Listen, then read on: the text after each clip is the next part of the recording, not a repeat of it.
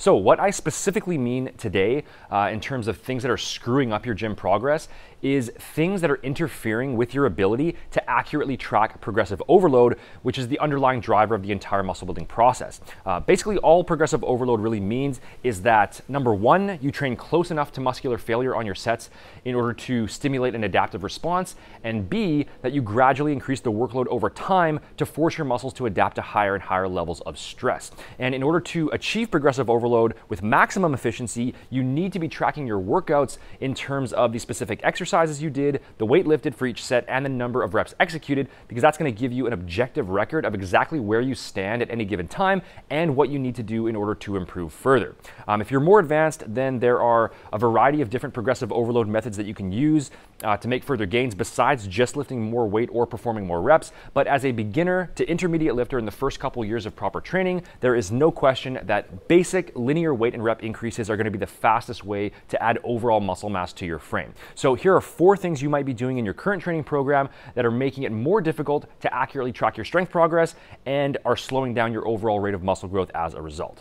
Mistake number 1 is the most obvious one, but it has to be mentioned because there are still a ton of lifters out there who don't do this or who even disagree that it's necessary in the first place. But that is quite simply that you are not tracking your workouts, and instead you're just trying to keep everything in your head. I'm not saying that you can't make progress by not writing things down or that keeping it in your head doesn't work. But what I am saying is that for the vast majority of people out there, it won't be as effective or as efficient as objectively tracking your workouts by either writing them down in a workout logbook or using a tracking app in your phone. When you have things recorded out in front of you in a concrete form, it's going to allow you to be much more precise with your training, and it's going to give your mind a crystal clear target every single time you go into the gym. You'll know exactly what you did last time and exactly what you need to do this time in order to achieve further progress. Just knowing the amount of weight that you lifted last time, that's still good, but it's not as good as also knowing exactly how many reps you perform for each set. And I doubt most people truly remember exactly what they did on every single set, because remember that even performing a single extra rep with the same weight on a given lift, that's still meaningful progression. You know, if last workout you did, let's say a lat pull down with 150 pounds for 7 reps, and you remember that you did 150 pounds, but you're not quite sure if it was 7 reps or 8 or maybe even 9, and now you go back into the gym and you load up 150 pounds and just do 7 reps again, then assuming your form was the same for both sessions, you didn't progress, okay? You did the same thing as last week and you basically just wasted that exercise. Whereas if you know you did 7 reps and so now you go back in and you target 8 reps and you're able to achieve that, that means that you progressed and you stimulated new growth. Now you know you did 8 reps, so next time you go in you target 9 reps, then maybe 10, and then you can increase the weight and so on. It just makes the whole progression process much smoother and much more efficient overall. You're already gonna be resting for probably at least 1.5 minutes on most lifts, up to 3 to 4 minutes or more, and it literally takes about 5 seconds to just write down a given lift, so I don't see any reason at all not to mention that it can be really motivating to be able to look back at your workout logs from 6 months, 1 year, 3 years or more down the line, just to see all the progress that you've made along the way.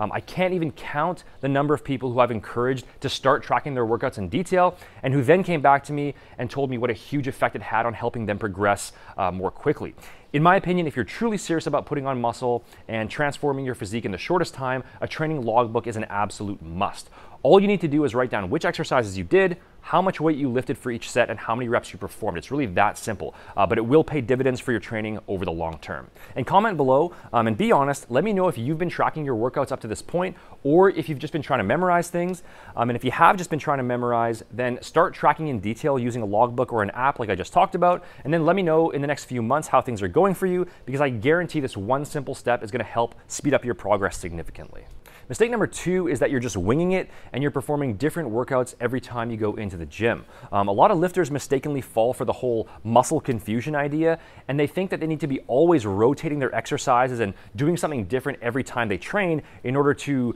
shock their muscles into new growth. Or they just get bored easily and they find it more enjoyable to be always mixing things up. Or the other possibility is that they never really feel confident in the plan that they're using, and so they constantly program hop from one plan to the next, thinking that the next workout or the next system they implement is going to be the magic solution that finally produces the rapid gains they were hoping for. In reality, this is actually one of the worst things you can do as far as workout programming goes, because when you're always mixing around your training variables in terms of exercises, exercise order, rep ranges, tempo, etc., when you're always mixing these things around, it becomes way harder to properly assess your strength changes from week to week. If during one back workout, you do an overhand pull-up for 5 reps and then a dumbbell row for 8 reps, and let's say a cable pullover for 15 reps, and then the next time you go in, you completely switch things up by doing a lat pull down for 8 reps and then a T-bar row for 12 reps and a barbell shrug for 20 reps, you're just all over the place. And it's gonna be way more difficult to track progressive overload because you can't directly compare your lifts side by side.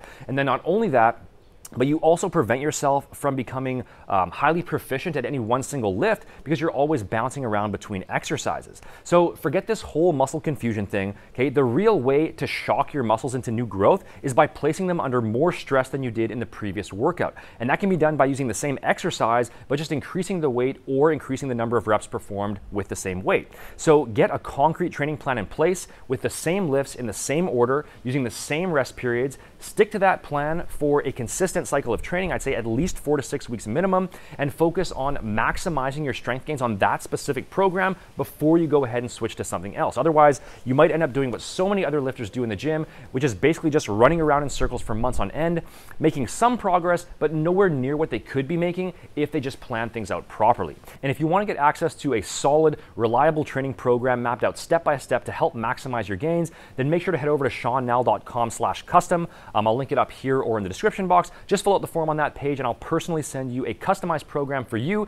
based on your current goals and experience level. It's 100% free, so make sure to check that out if you want to get onto the proper path toward your goal physique. If you're getting value from this video so far, then make sure to hit that like button below to let me know. And now moving on to mistake number 3, which is that your lifting form is inconsistent. So I'm talking about things like the amount of momentum that you're using to move the weight, the range of motion, and the lifting tempo as well. Always keep in mind that true strength progression means that your lifting technique remains the same each time you increase the weight. And if you're altering your form just for the sake of lifting a heavier weight, then you won't be able to accurately track things because you won't know if your ability to move that new load is because your muscles actually got stronger or if it's just because you've made the lift easier by changing your form. So the bottom line is that each time you increase the weight or perform extra reps with the same weight, your form should remain the same. So that means you're not using extra momentum to make the lift easier, you're not performing the negative faster so that gravity can just take over and do all the work, and you're maintaining a nice full range of motion all the way through rather than cutting out an inch or two or more out of the bottom or top portion of the exercise.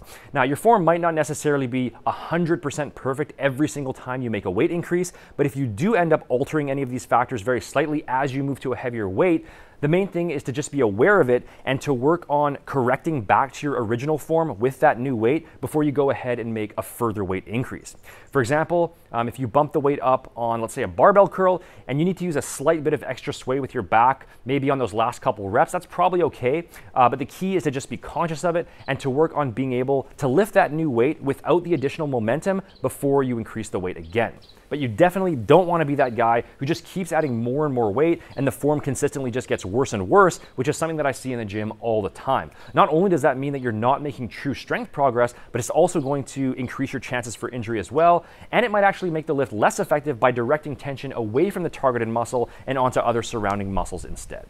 And then lastly, mistake number 4, not as common as the previous 3, but it's still something that I see in the gym all the time, and that is the incorrect use of spotter assistance. At the end of the day, if you are using a spotter, then the primary purpose should just be for safety reasons and not to have the spotter actually assist you in lifting the weight. For more advanced lifters who maybe want to throw in a forced rep or two at the end of a set every once in a while, that's fine. But for beginner to intermediate lifters, there's really no need for this. And what there's definitely no need for is having your spotter jump in to assist you halfway through your set when you're still perfectly capable of lifting the weight on your own. Or even worse, what I see is when a spotter literally has their hands on the bar throughout the entire set. I even see personal trainers pretty often doing this in the gym with their clients, and it just makes no sense whatsoever. There's no reason to ever knowingly select a weight that you can't lift on your own for the duration of the set, and if your spotter is assisting you in lifting the weight, even if it's just on the last few reps, then you're not going to be able to track your strength progress properly because you won't know exactly what percentage of the weight you're lifting versus how much the spotter is lifting. So if you want to use a spotter for safety purposes on certain lifts like a bench press, or just for extra motivation, then that's fine, but they shouldn't be helping you lift the weight aside from maybe maybe the odd forced rep here and there for more advanced trainees. Guys, if you found this advice helpful, then make sure to hit that subscribe button below to stay in the loop on all of my future content. And you can also follow me over on Instagram as well for more daily no-nonsense fitness advice at Sean Nalawani. Make sure to hit the like button below if you enjoyed the video, and let me know down below in the comments what you want to see me cover in my future videos, because I do read all the comments and I do take your guys' suggestions into consideration. Thanks for watching, and I will see you in the next one.